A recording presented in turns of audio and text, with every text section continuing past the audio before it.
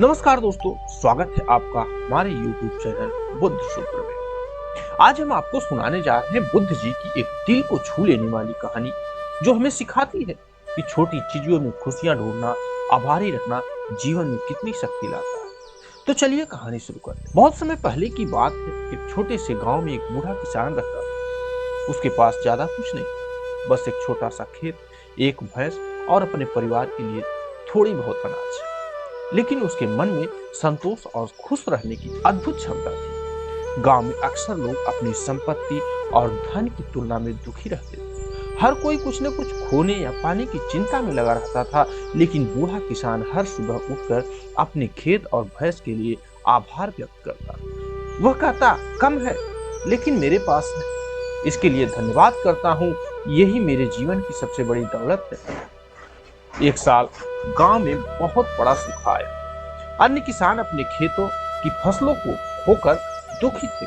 कुछ लोग भूख और परेशानियों के कारण निराश हो गए, लेकिन बूढ़ा किसान अपनी छोटी फसल और भैंस के लिए आभारी रहा। उसने अपने घर के आंगन में बैठकर प्रकृति और भगवान को धन्यवाद दिया और अपने बच्चों को सिखाया कि जीवन में जो कुछ भी है उसके लिए हमेशा कृतज्ञ रहे। धीरे धीरे गांव के अन्य लोग उसकी शांति और खुश रहने की वजह जानने लगे।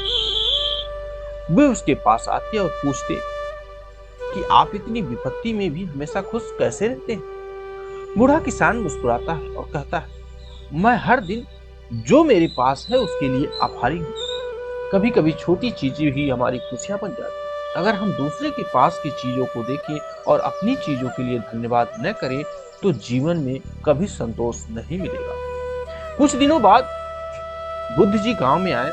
उन्होंने बूढ़े किसान की खुशहाल और संतोषपूर्ण जिंदगी देखी और उनसे पूछा कि तुम इतने विपरीत परिस्थितियों में हमेशा खुश कैसे रहते हो, इसका क्या रहस्य है?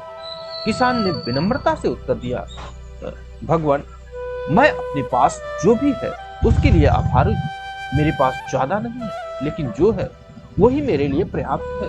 मैं रोज उस पर धन्यवाद करता हूँ, यही मेरे जीवन का रहस्य है। बुद्ध जी मुस्कुराए और बोले, सच्चाई यही है बेटा, आभारी हृदय ही असली दौलत है। जब कोई व्यक्ति अपने पास जो कुछ भी है उसके लिए आभारी होता है तो वह हर परिस्थिति में संतोष और शांति पा लेता है। बाहरी चीजें अस्थायी हैं, लेकिन आभारी मन स्थिर और अमूल्य है। यही जीवन का सबसे बड़ा धर्म है। उस दिन से पूरे गांव में यह सीख फैल गई, छोटी चीजों में खुशियां ढूंढना और आभारी रहना ही जीवन में सच्ची खुशी लाता है। लोग अपनी परेशानियों के बावजूद छोटी छोटी खुशियों के लिए धन्यवाद करने लगे। गांव का माहौल धीरे धीरे बदल गया और लोग अधिक मिलनसार, खुश और शांतिपूर्ण बन गए। दोस्तों, इस कहानी से हमें सीख मिलती है कि छोटी छोटी चीजों का आभार व्यक्त करना हमारे जीवन में खुशियों से भर देता है, हमारे जीवन को खुशियों से भर देता है। आभारी मन स्थिर और अमूल्य है, यही असली संपत्ति है। जो हर पल के लिए आभारी होता है वह कभी असंतुष्ट नहीं होता। दोस्तों, अगर यह कहानी आपको पसंद आई हो तो वीडियो को लाइक करके चैनल को सब्सक्राइब जरूर करें। नीचे कमेंट में बताएं कि आप अपने जीवन में किस चीज के लिए सबसे ज्यादा आभारी। मिलते हैं किसी नई वीडियो में, तब तक के लिए